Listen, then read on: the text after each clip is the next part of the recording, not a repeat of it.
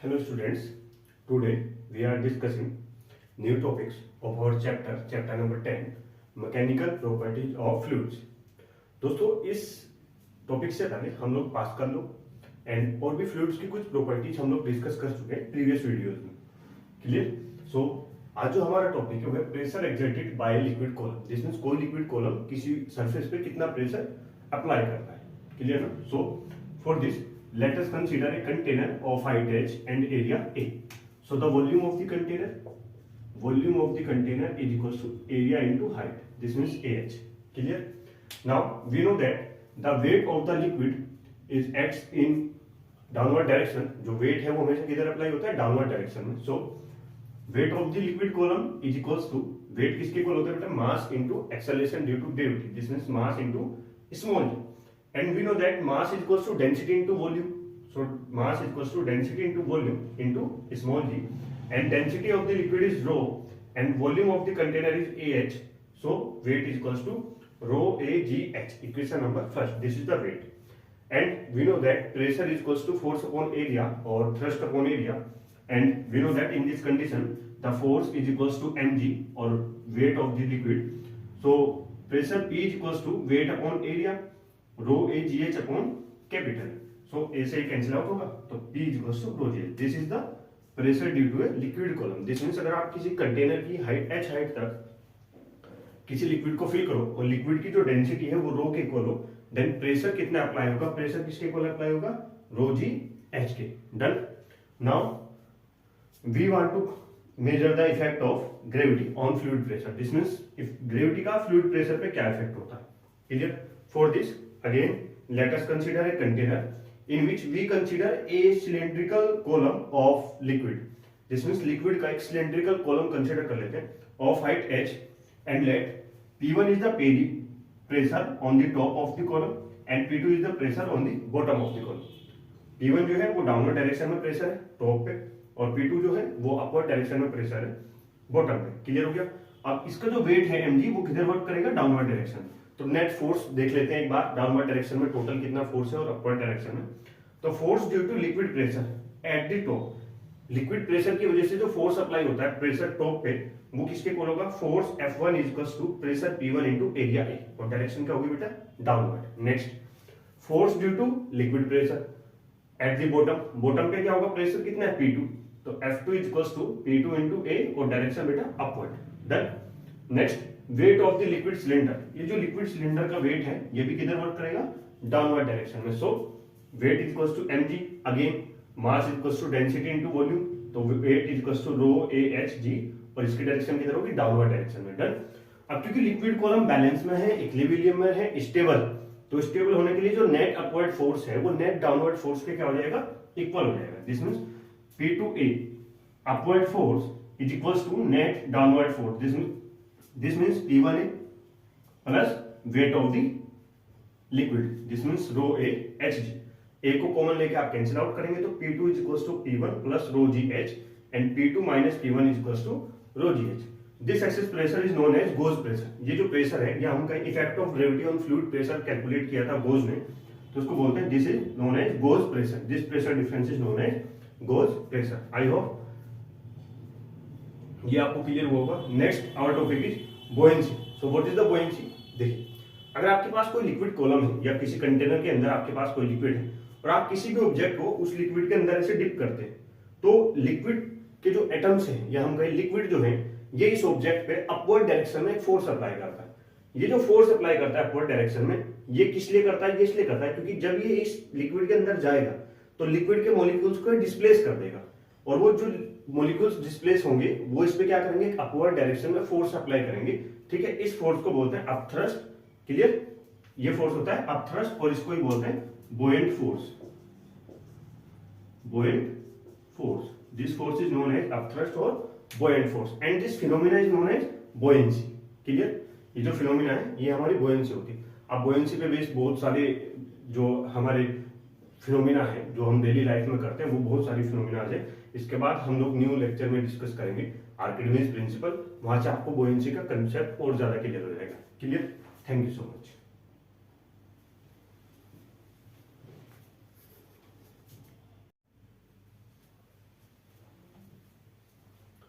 Hello students.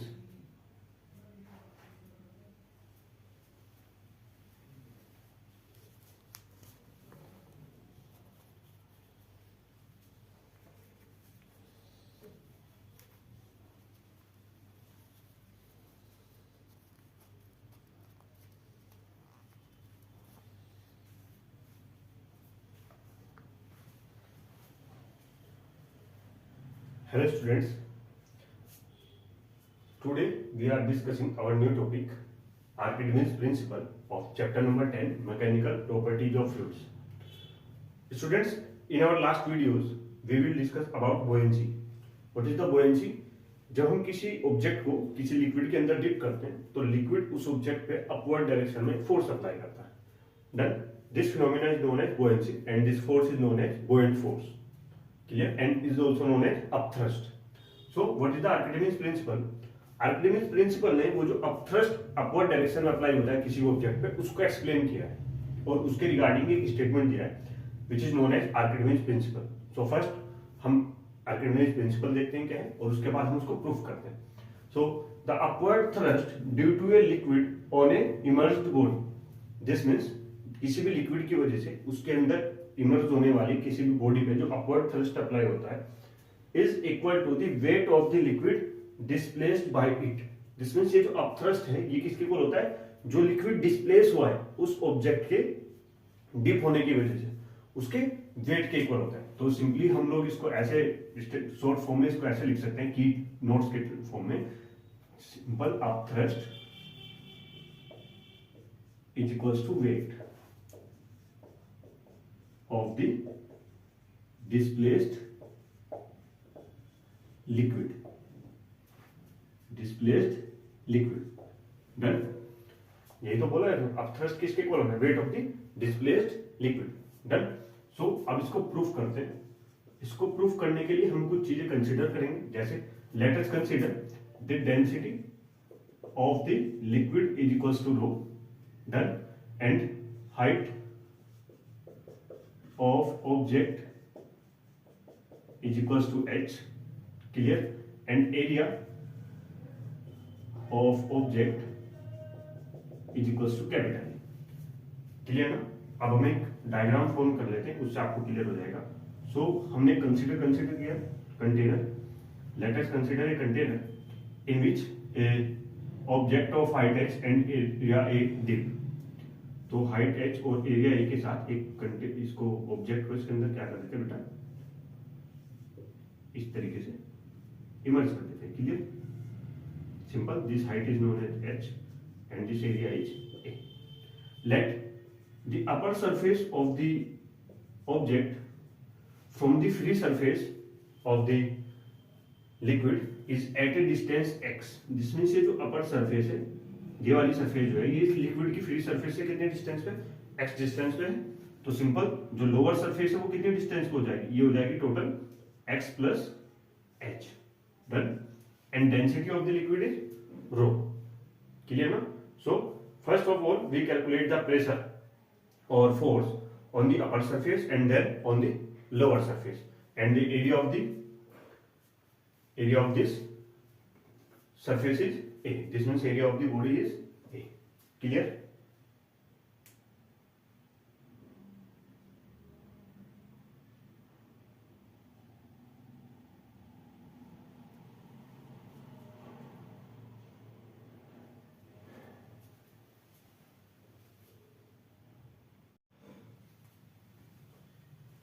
Clear.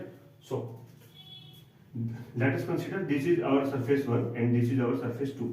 This means top and bottom. So the pressure due to liquid column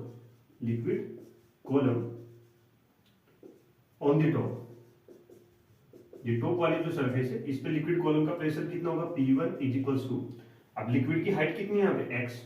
क्योंकि liquid column का pressure कितना होता है? रो जी h.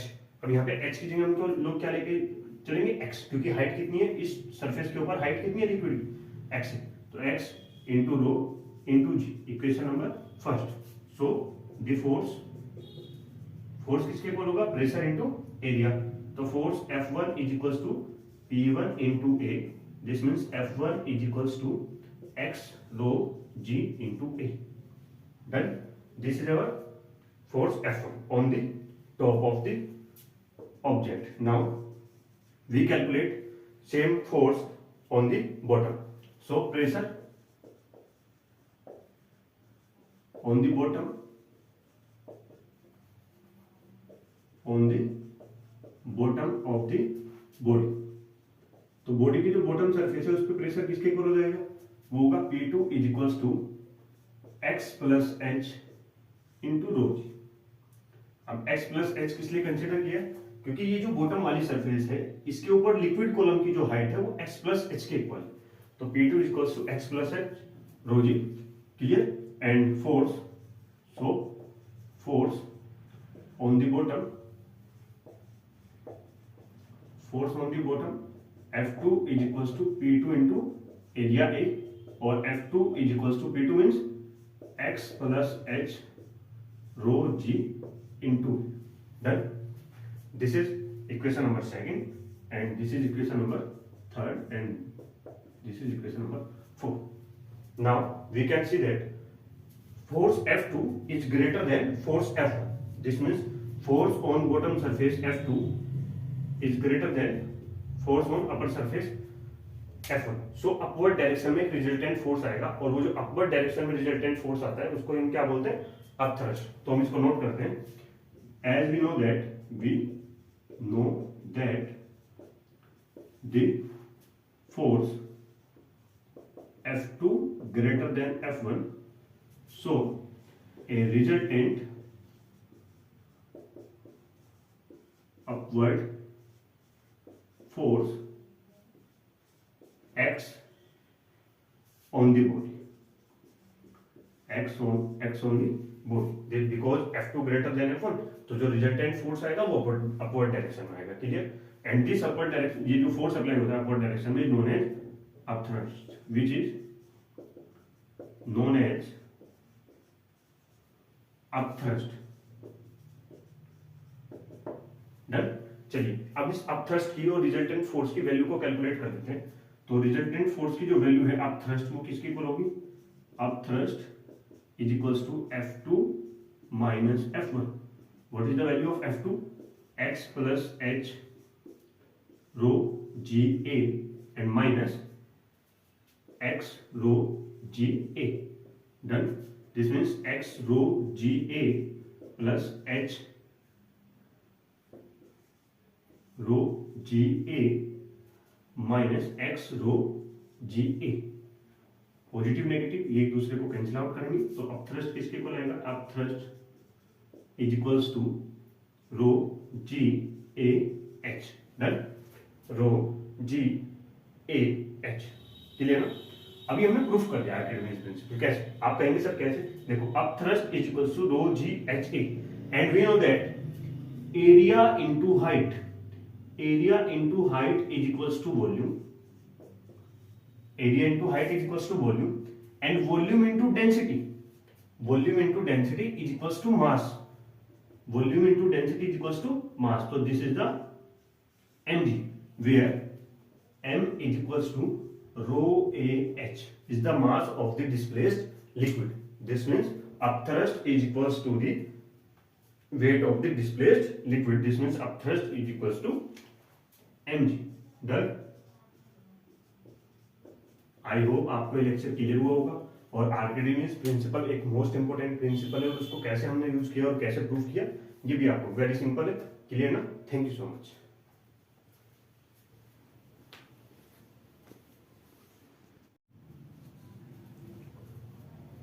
Hello students, in this video we will discuss a new topic, viscosity of chapter number 10, mechanical properties of fluids. So what is viscosity? Viscosity जानने से पहले fluids का थोड़ा सा नेचर हम लोग डिस्कस कर लेते हैं। सिंपल, फ्लूइड्स वो सब्सटेंस होते हैं जिनके अंदर फ्लो होने की प्रॉपर्टी होती है, यानी कि fluids can flow, fluids can flow, fluid क्या करते हैं, फ्लो हो सकते हैं। देन एंड जो फ्लूइड्स होते हैं वो लेयर्स की फॉर्म में फ्लो होते हैं, लेयर्स की फॉर्म में। जिसमें अगर ये कोई फ्लूइड हमारे पास है इस तरीके से, तो जब ये फ्लो होगा तो इस तरीके से लेयर्स की फॉर्म में फ्लो होगा। Done, clear. अभी जो लेयर्स की फॉर्म में फ्लो होता है, लेयर्स किसकी बनेगी, जिन एटम से या जिस टाइप के मॉलिक्यूल से मिलकर फ्लूइड बना हुआ है उन्हीं की लेयर्स बनेगी। दिस मींस इस तरीके से लेयर्स की फॉर्म में, क्लियर। अब जब भी ये फ्लूइड किसी फिक्स सरफेस के ऊपर फ्लो होता है इस तरीके से, तो क्योंकि फिर सरफेस तो रेस्ट में, तो ये वाले एटम्स जो हैं ये इसके साथ कांटेक्ट में आने के बाद इनकी वेलोसिटी डिक्रीज हो जाती है और धीरे धीरे किसमें आ जाते हैं, रेस्ट में आ जाते हैं। फिर जब ये रेस्ट में आते हैं तो ये अपने से ऊपर वाले जो मॉलिक्यूल्स हैं जब वो मोशन करते हैं तो इन मॉलिक्यूल्स के बीच में दिस मींस एक लेयर के ऊपर वाली लेयर के मॉलिक्यूल्स के बीच में एक रिलेटिव मोशन जनरेट हो जाती है और उस रिलेटिव मोशन की वजह से इन मॉलिक्यूल्स के बीच में एक फोर्स जनरेट होता है जो अपोज करता है इनकी मोशन का, जो क्या करता है, इनकी मोशन का अपोज करता है, क्लियर ना। और मोशन का अपोज करता है तो जाहिर सी बात है जिस डायरेक्शन में फ्लो हो रहा है फ्लूइड्स हमारा उसके अपोजिट डायरेक्शन में फोर्स अप्लाई होता है and this force is known as viscous force and drag force. Done, and the property of any fluid is known as viscosity. So man what is the viscosity? Viscosity is a measurement of the friction force or measurement of consistency of any fluid. Because कोई fluid के अंदर जितने ज्यादा number of atoms होंगे वो जितना ज्यादा consistent होगा उसके अंदर फ्रिक्शन फोर्स उतना ही ज्यादा जनरेट होगा। ये जो फोर्स है हमारा विस्कस फोर्स उतना ही ज्यादा जनरेट होगा, क्लियर। तो हमारा जो फ्लूइड है वो लेयर्स की फॉर्म में फ्लो होता है, तो हमने कुछ लेयर्स कंसीडर की। अब जो नीचे वाली लेयर है इसकी जो वेलोसिटी है वो मिनिमम हो जाएगी और जो सबसे ऊपर वाली लेयर है उसकी वेलोसिटी क्या हो जाएगी, मैक्सिमम हो जाएगी। क्यों? क्योंकि नीचे वाली जो लेयर है वो फिक्स सरफेस के कांटेक्ट में है और वो धीरे धीरे किसमें आ जाएगी, रेस्ट। डन। अब जब ये लेयर्स इस तरीके से चलेंगी तो इन लेयर्स के बीच में किसी भी दो पर्टिकुलर लेयर्स के बीच में, ठीक है, एक रिवर्स फोर्स अप्लाई होगा जिसको हम ड्रैग फोर्स बोलते हैं और दूसरी को क्या बोलते हैं, viscous force. I hope you understand what is the viscous force and what is the viscosity, clear. तो विस्कोसिटी एक प्रॉपर्टी है जिससे लिक्विड की जो लेयर्स हैं वो एक दूसरे के रिलेटिव मोशन का क्या करते हैं, अपोज करते हैं, क्लियर ना। अभी जो ड्रैग फोर्स है ये किस किस फैक्टर पे डिपेंड करता है इसको कंसीडर करते हैं, क्लियर ना। और एक कोएफिशिएंट ऑफ विस्कोसिटी कैलकुलेट करते हैं।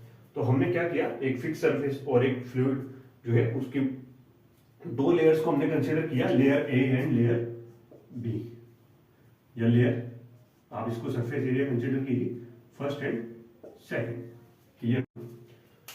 सो जो फर्स्ट लेयर है वो सरफेस, फिक्स सरफेस से x प्लस dx डिस्टेंस पे, और जो बी लेयर है वो कितने पे है, x डिस्टेंस पे, यानी कि सेकंड वाली जो लेयर है वो x डिस्टेंस पे। तो डिस्टेंस बिटवीन टू लेयर्स कितना हो जाएगा, dx के इक्वल हो जाएगा। ये सुनो, अब क्योंकि नीचे वाली लेयर की जो, बिकॉज ये फिक्स सरफेस के कांटेक्ट में रहेगी तो इसकी वेलोसिटी कम होगी और इसकी वेलोसिटी इससे हाई होगी। दिस मींस इसको हमने कंसीडर किया v और इसको कंसीडर किया v प्लस डी। सो जैसे इनके अंदर रिलेटिव मोशन स्टार्ट हुई तो एक अपोजिट डायरेक्शन में फोर्स अप्लाई होगा, this force is known as viscous force, clear ना। this viscous force, this means the viscous force is directly proportional to the area of the layers, या हम कहें area of contact, दोनों layers का जितना area contact में आता है ये जो विस्कस फोर्स है उसके डायरेक्टली प्रोपोर्शनल होता है, this means F directly proportional to A, clear. And this viscous force, first and second, this viscous force is directly proportional to the velocity gradient. Velocity gradient. What is the velocity gradient? So force is directly proportional to dv by dx. dv by dx means, this means distance के साथ velocity में कैसे variation आ रहा है, वैसे कैसे change हो रहा है। बिकॉज आपको पता है ये जो सबसे नीचे वाली लेयर है इसकी वेलोसिटी मिनिमम होगी, फिर वेलोसिटी इंक्रीज होगी, फिर इंक्रीज होगी, फिर इंक्रीज होगी, और सबसे टॉप वाली लेयर की जो वेलोसिटी है वो मैक्सिमम होगी। तो डिस्टेंस के साथ किस तरीके से वेलोसिटी वेरी कर रही है उसको हम बोलते हैं velocity gradient, and it is represented by dv by dx.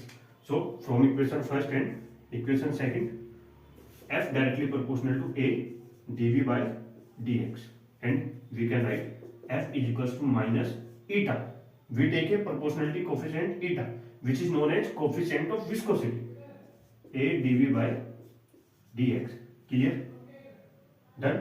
This eta is known as coefficient of viscosity and negative sign represent that the direction of force is in the opposite direction of velocity, clear, yes or no? So this is the coefficient of viscosity, and it is given by eta is equals to f dx upon a dv. Done.